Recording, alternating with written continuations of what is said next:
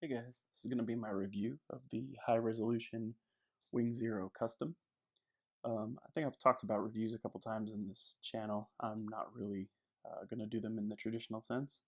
I just want to give you guys a couple of my thoughts on this kit because it was a little interesting. It wasn't just your typical, master grade or high grade release.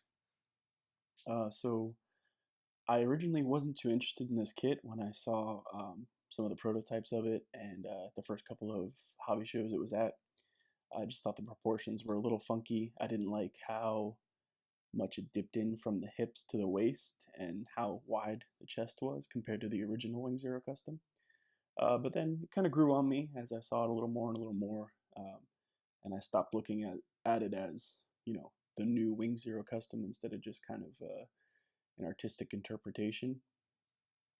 So I jumped on the pre-order right before the pre-orders would have been done from USA Gundam Store. I think they actually ended like 2 days after I pre-ordered it.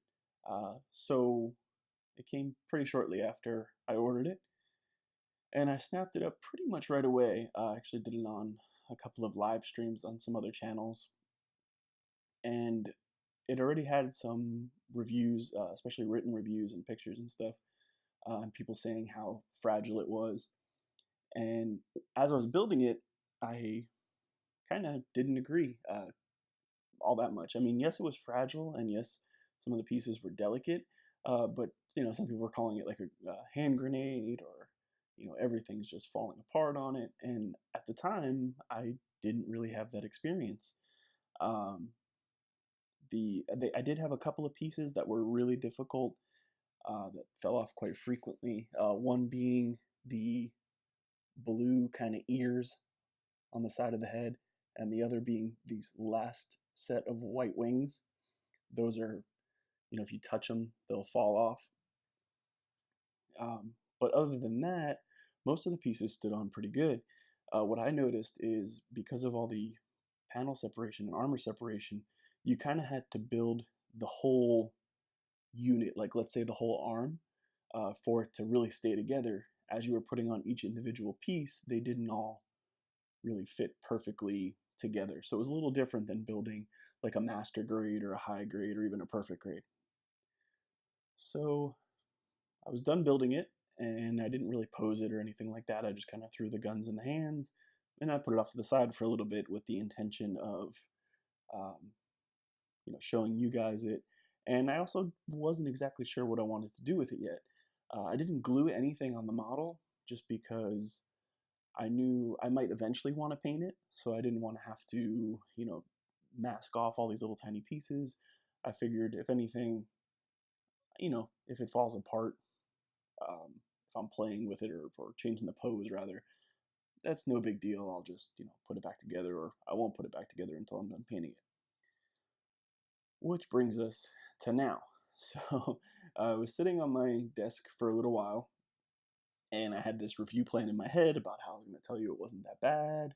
And in general, I do believe Bandai makes really good products, um, and people kind of over exaggerate their faults. If you have ever built any other scale models, like if you've built tanks or cars, you can understand how much more work really needs to go into them to make them look good compared to a Gunpla kit. You just kind of snap it together, throw a couple panel lines on it, and it looks great right out of the box.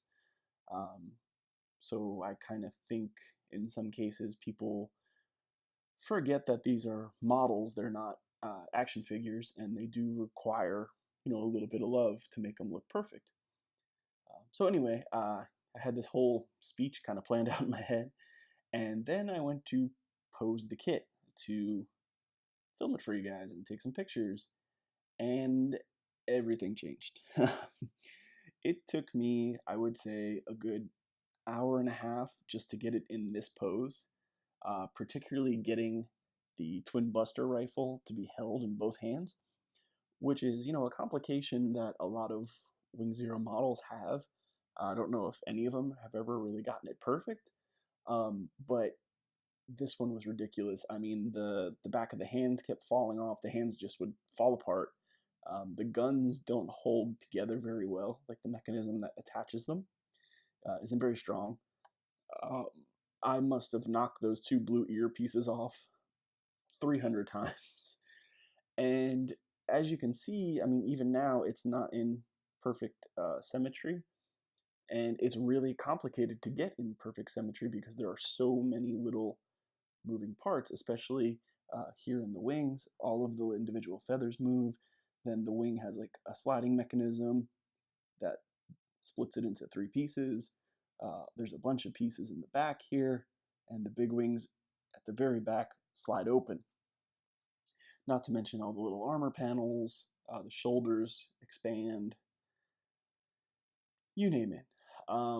So yeah, it really, really frustrated me to the point where I like didn't even want to look at the kit after I was done. I posed it about a week ago, and I've been dreading even touching it and bringing it over to film it with fears that I might knock it over, I might breathe on it, and it might fall apart.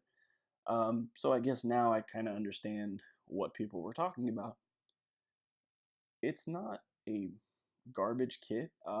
It's kind of like a niche kit. Like it's supposed to resemble a metal build, but not be as expensive as a metal build. Um, but I think the problem might be for a model kit, it's quite expensive, and you really can't do a whole lot with it. I mean, it's fine if you're gonna throw it in one pose. If you want to paint it, throw it in one pose, by all means. And you really like the design, by all means, get this kit. You'll probably like it, especially if you like the way it looks.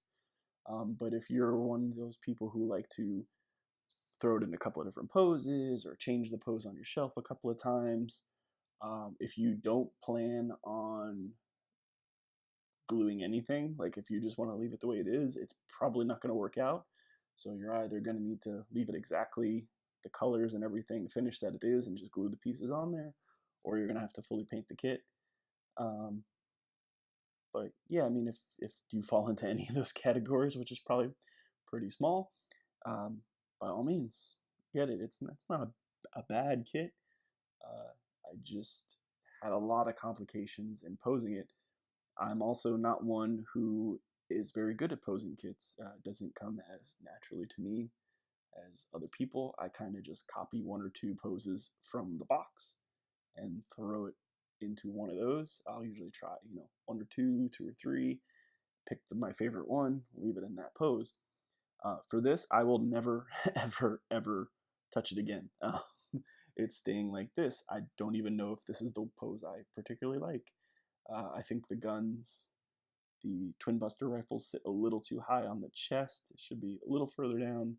There's some kind of sliding mechanism in the chest that's supposed to allow it to kind of lock the back of the buster rifles in place, but I really couldn't get it to work. So they're just kind of sitting there, and like I said, if I sneeze right now, they'll probably all fall apart. But it does look great. Most of the shiny pieces are undergated. The only uh, marks or nub marks you'll see are really in the plated gold pieces on the back of them and on the underside of the shoulders. But even those are very minimal, and I'm sure if you took even something like a Gundam marker to it, you could probably make it look pretty good. But I didn't even bother with that because, like I said, I wasn't really sure if I wanted to paint it or not.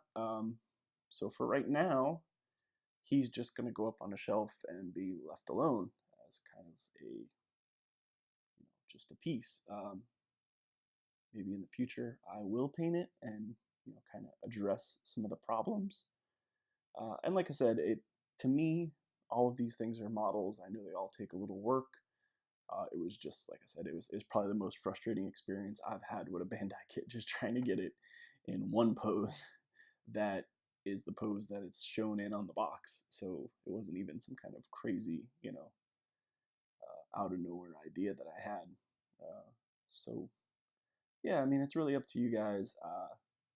Like I said, I'm under the impression that there really are no bad Bandai kits. They're just some that need a little more work than others.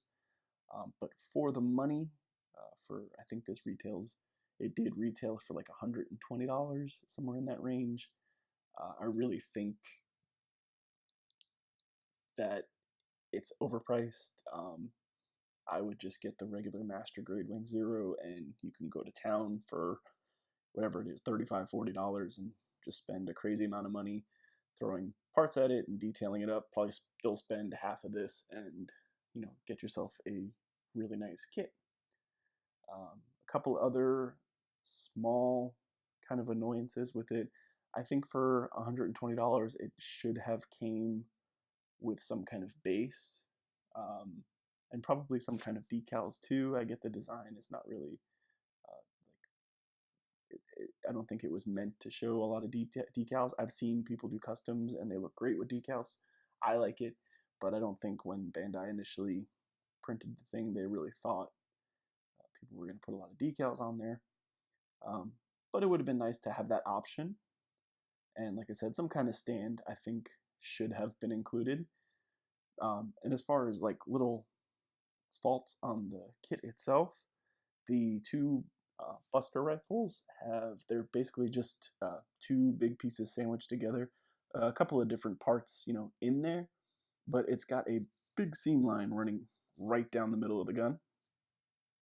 And I really would have liked them, or liked to have seen if they could have come up with another way of doing that. A lot of the newer master grades have more intricate rifles than this, without that, so they can hide the seam lines, and I think they pull it off pretty well. So that would have been nice. The wings as well have a seam on the very back wings running down the middle of it. That one doesn't bother me too much because how much they kind of come to a point in this model, so it's not as noticeable. But yeah, that was one thing in particular that really bugged me. And then even the gold-plated pieces, like I said, they don't look bad with the gate marks. But since they gave you the frame all pre-assembled, I think they could have just left those pieces in bags and not put them on a runner, and maybe not had that problem with gate marks. I mean, cutting out 3 pieces, I don't think is is that big of a deal to anyone. I think it would have been fine just to put them in bags and put them in the box. Like I said, the frame's all pre-built, and that isn't even a huge complaint of mine.